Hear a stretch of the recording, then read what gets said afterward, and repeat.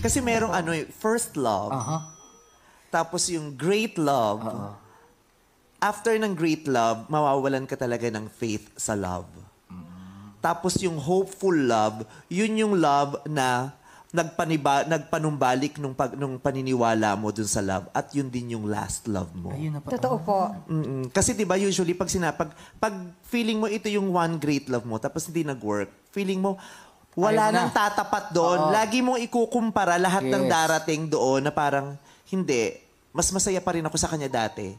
Hindi, kahit hindi kami nag-work, iba pa rin yung experience ko sa... Lagi mong kinukumpara yung mga dumating dun sa one great love mo. Kaya wala, sabi mo talaga, wala, hindi na ako iibig kasi wala namang pumapantay Nakapantay, dun sa one yes. great love ko. Until ma-meet mo yung tao na na-surprise ka na lang, nanumbalik yung paniniwala mo sa love na ang sarap ulit, nakakakilig ulit, nakakasaya ulit, nakakatuwa ulit. Tapos kumapit ka dun sa hope na yun, yun na naging final love mo.